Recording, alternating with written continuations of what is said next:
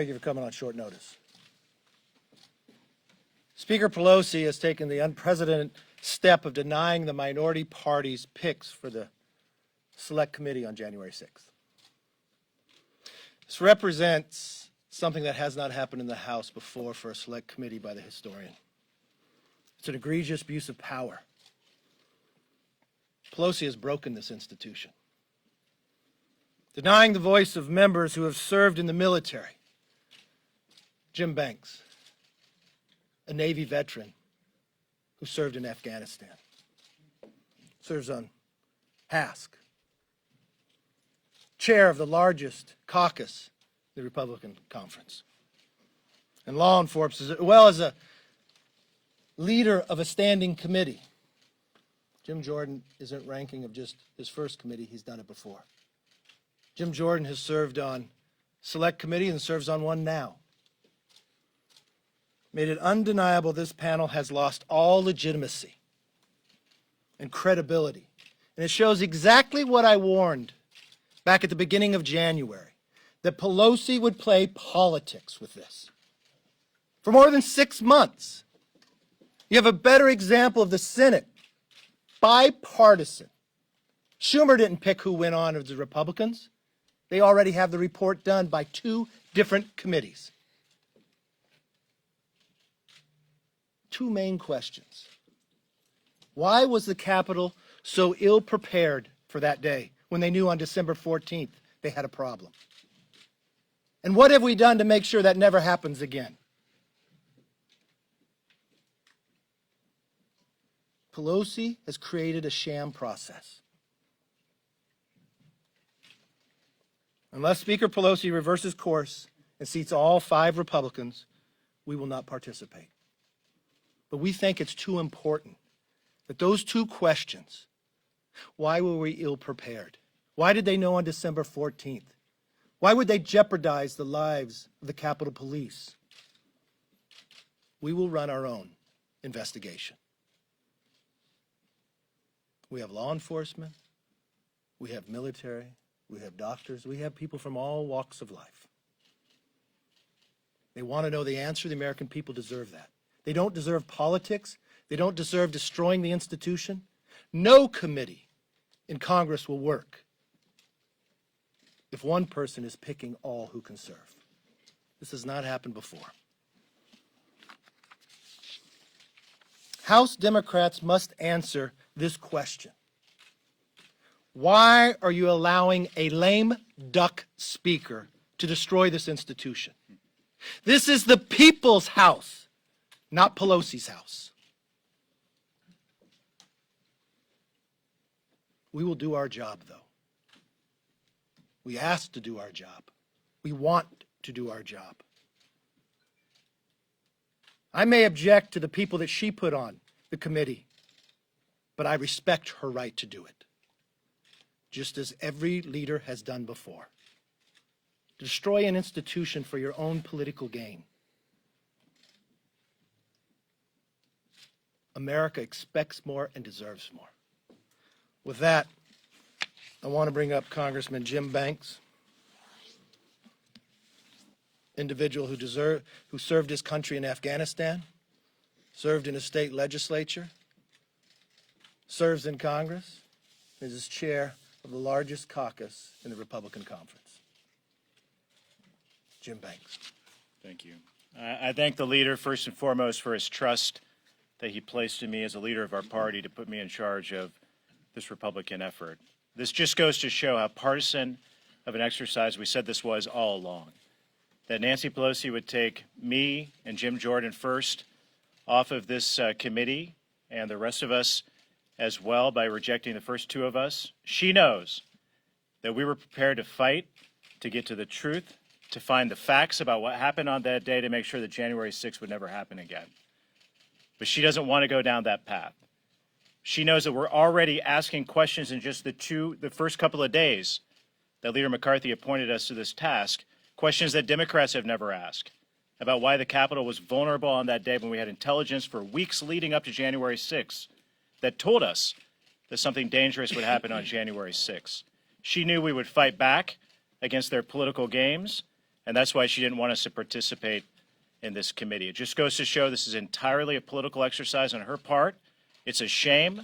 The American people deserve better. They demand answers about January 6th because the American people demand that their leaders step up to make sure that it never happens again. But we all know that this is an exercise in politics. It's not an exercise in finding the facts, and that's what's unfortunate about the Speaker's move. It just goes to show, it begs the question that all of us should be asking, what is the Speaker afraid of? I'll leave you with that. Jim Jordan.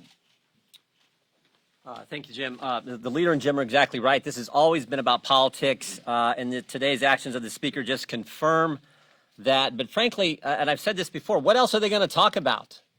I mean, they're so focused on the January 6th committee. What else are they going to talk? Are they going to talk about crime? The fact that crime is up in every major urban area in this country. They're going to talk about the border crisis. I mean, think about this. March was the highest month on record for illegal crossings until April. April was the highest month on record until May. May was the highest month on record until June. Can't talk about that. They're going to talk about inflation. They're going to talk about the fact that the price of eggs is up, the price of milk is up, the price of bread is up, the price of gas is up, the price of an airline ticket is up, the price of the price of everything is up. They can't talk about that. So they're going to be partisan, and they're going to focus on this. But as the leader said, and as Mr. Banks said, I don't think they're going to address the fundamental question. The fundamental question of why wasn't there a proper security presence at the Capitol that day? They're not going to address that. And only one person can answer that question. Only one. Speaker of the United States House of Representatives. My hunch is the reason they don't want to address that question, my hunch is because what happened all last year? The Democrats normalized anarchy. They normalized rioting and looting. And when rioters and looters attacked our law enforcement personnel, when rioters and looters destroyed small businesses, what did Democrats do?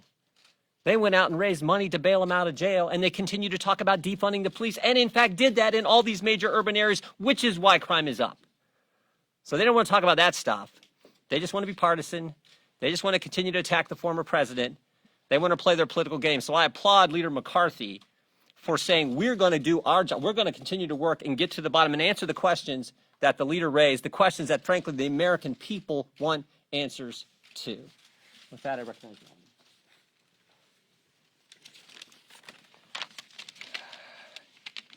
On the evening of January 6th, when we reconvened to take the certification of the election results from our states, I actually spoke with Speaker Pelosi on the dais, and she brought up a bipartisan, bicameral commission to me at that point in time. I introduced a bill to create a bipartisan, bicameral commission. We had some questions about how this would be implemented, and Speaker Pelosi decided instead to put forth her own select committee that we now know is a completely partisan process. It's very disappointing because I think all of us were looking forward to our first hearing next week to be able to get answers to some of the questions that were raised by Leader McCarthy, by Ranking Member Banks, and by Jim Jordan. But we're not going to get those answers in even a partisan manner on this committee because she chose to take the unprecedented step to try and veto our own members. We are going to continue to ask questions. And frankly, there are many unanswered questions about why this Capitol was so unprepared. And the key question, as Leader McCarthy said, is, are we in a better position now, security-wise? There are many issues that we saw in Capitol Police, IG reports and others that laid out reasons why our officers didn't have the equipment, they didn't have the training, and they didn't have the preparation and the backup to adequately address what happened on January 6th. Why? And what have we done? What has the Speaker done? And more importantly, what has she asked the Capitol Police Board that is made up of her own appointee? What have they done to put this Capitol complex in a situation to address another security issue? Those questions would have been asked. Those questions will still be asked, regardless of whether or not she continues to play politics. And I'll end with this by saying, I've seen and witnessed political violence personally out on a baseball field in Virginia just a few short years ago. I've seen what well-trained Capitol Police officers like David Bailey and Crystal Griner were able to do to run toward gunfire as we ran away from it. And it's disappointing to see that our Capitol Police officers, who I witnessed that bravery that day, are still not put in a position to be able to make sure that another type of January 6th would not happen again. She needs to answer questions. We were hoping to get those answers, but unfortunately, we're not going to. I'd like to introduce Kelly Armstrong. Thanks, Rodney. I agree with everything that's been said. I've served for 2 years with Jim Jordan on oversight and judiciary. We've been through a lot of tough hearings together, a lot of hearings that were going to be similar to this, and we know how to do this. We have credibility with the American people, and to strike Jim Banks and Jim Jordan from this committee is just unacceptable. And I think it's important to recognize that every time Speaker Pelosi uses the word unprecedented, it happens to consolidate absolute power in the Speaker's office.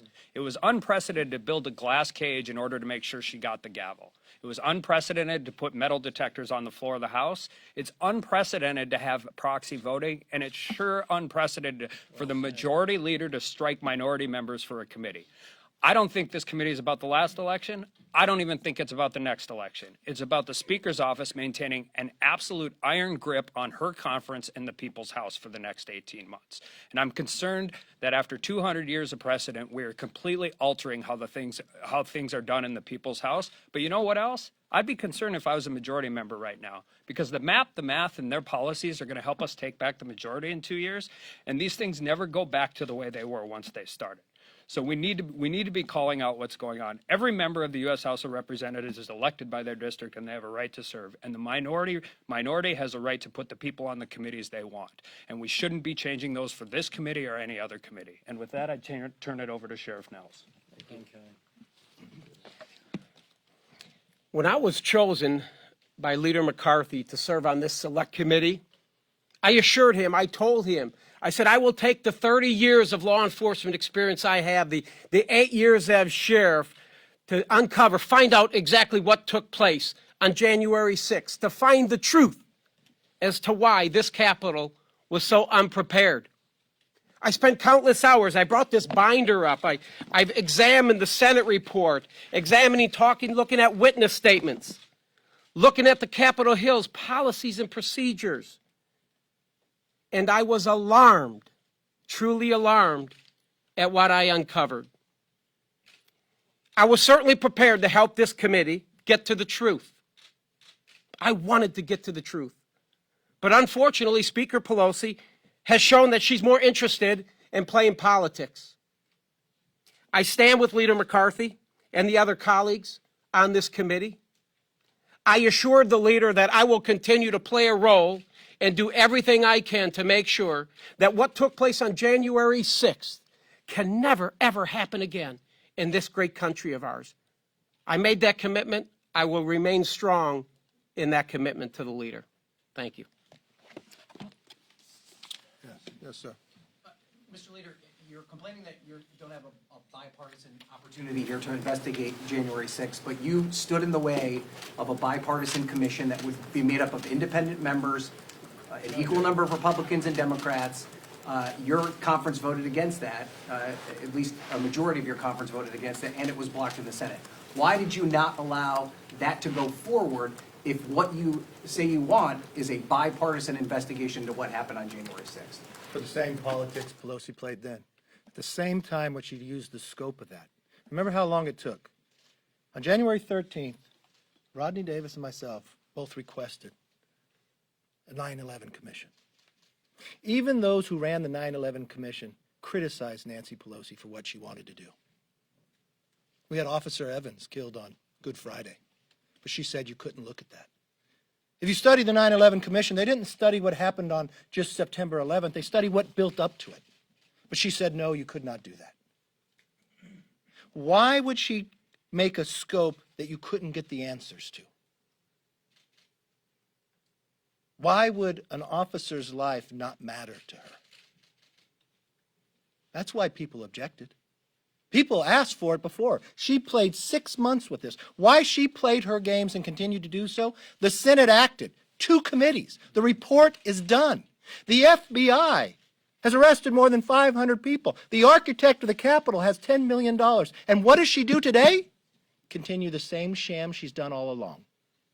Never, Never in the history of this institution for a select committee, and she admitted it to me when she called me, have they ever done something like this. Think for one moment. Jim Banks is a naval officer, defended his nation, served in Afghanistan, elected by his peers of the largest conference in the committee, but she wants to say, predetermined, that he can't serve, that Pelosi can pick and choose. Jim Jordan. Is she afraid of a question from Jim? Is she afraid what he might ask or fight for? He's a ranking member. Not his first committee, but his second. Why would she be afraid? Did she set the committee itself to be one-sided? Yes. More so than any select committee before? Yes, she did. We warned you from that moment in time she was playing politics. Today just showed the American people exactly what everybody was warned. It's the American people who lose in this, but we're not going to allow that to happen. We're going to get to the answer of the question, why were we ill-prepared? Why, if they knew on December 14th? Why, if they found IEDs earlier in the morning? Why were not the National Guard here at the Capitol, but they were running street signs down in the city? Who made that judgment? Yes, sir. You said in your statement that Republicans will, quote, instead pursue our own investigation of the facts. Yes. What does that look like, first off? And secondly, is this your final move, pulling your appointees, or is there a chance to reverse this? The only way to reverse this is seat these 5. That's the only way. But I will add to this to be able to look at the challenge of what happened and answer those 2 questions. Why were we ill-prepared? And make sure it never happens again.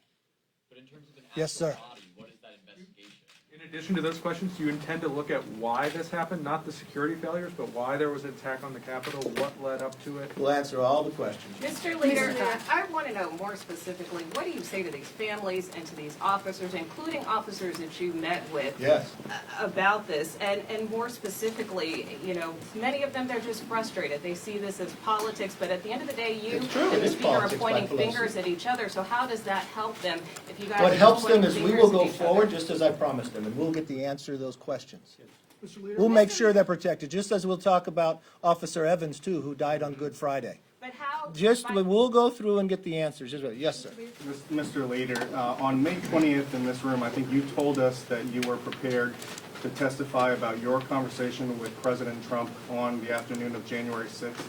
Do you still stand by that? Are you still prepared to testify about your My conversation? phone call is out there. The question is, you make a phone call after people are in the Capitol to advise the president of what's going on, doesn't get to the answer of why were we ill-prepared. That's really playing politics, and it really shows that that's the issue that they want to go to, of where they want to drive. We want to get all the answers. Yes. Your own ranking member, John Katko, said the scope of the bipartisan independent January 6th commission that he crafted had the ability to, you know, have a wider scope outside of January 6th. Unfortunately, the Democrats and Pelosi said no to that. And you and Republican leaders still opposed it. The question is, you know, what would you need to have it, like, you know, you oppose the independent commission, like what would it take for you to sign on to something, you know, similar to that? It's very easy, exactly what we said on the 13th of January. Why Pelosi played politics, make it just like the 9/11. Let us discover what built up to it. Why was that decision made? The National Guard were not here when on December 14th, can I answer the question? Okay, let me answer the question. So on December 14th, they became aware that there was a problem. They made a decision to have National Guard without weapons down on the streets to do traffic, but not in the Capitol. They found IEDs earlier in the morning. We had an officer killed beyond that day on Good Friday. But Pelosi would only let us with a scope this far. I don't believe it allowed to go further, and I think we need to. Yes, ma'am. Mr. Leader, Speaker Pelosi didn't actually enumerate her objections when she, in her official notice about rejecting her members. But She did to me. that's what I was going to say. What did she tell you? Democrats have told us that among their objections, and I'd like you to respond to this, are that Republican members recently were photographed with someone who was here and broke into the Capitol on January 6th, and also they No, she never complained. said nothing about that. Well, okay, well, this is something that we're being told is an issue. She said her members didn't want her to put these people out. Okay, could you speak to that idea, though, that members, including Mr. Jordan, I don't know that what you're talking participated about. in? Okay, I don't know and what then you're talking about. the idea that some of your words about needing an investigation of last summer's protests and riots, No. as you say, are No, let me be Democrats clear. object to that. Let me be clear. They shouldn't object to that. If they want a 9/11 commission, the 9/11 commission looked at September 11th, but they looked at what built up and caused 9/11. Should we not look at what built up and caused this? Should we not question why the National Guard was not allowed onto the Capitol? Should we not question why are the Capitol Police not fully trained? You're putting their lives in danger. Why were the riot gear stuck and locked in a bus down the street? We need these answers for these officers. We need to not ever put them in this place again. Yes, sir. Yes, sir.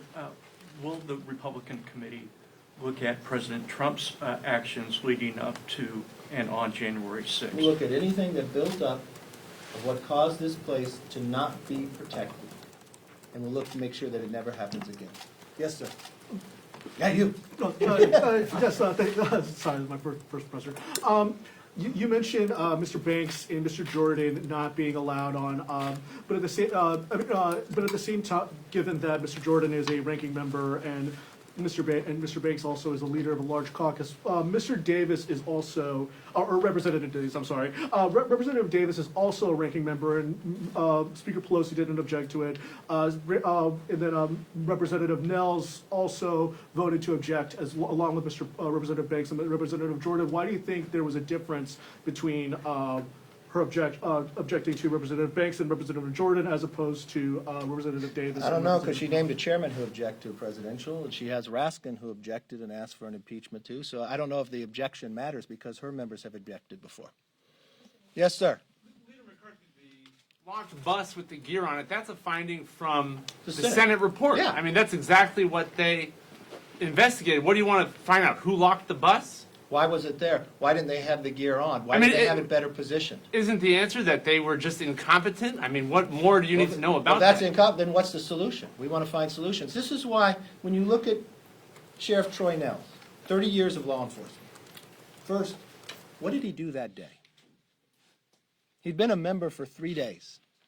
He's inside the chambers. People are breaking in. First, he joins other members and they barricade the door.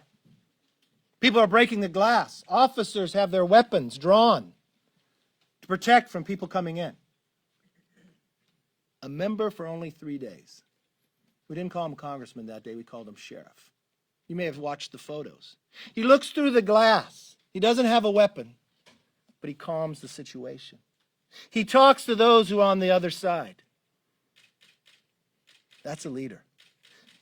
He sat through the entire Senate report.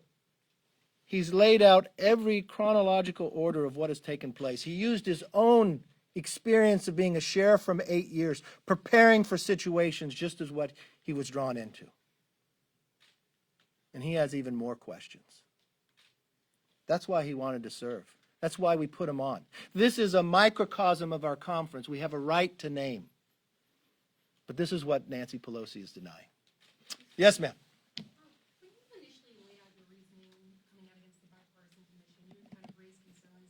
Any additional Scope. investigations No, here? it was the scope. Interfering with other federal investigations that are ongoing. Well, there's a concern there because now you're getting individuals that are decisions being made whether they're serving time or not.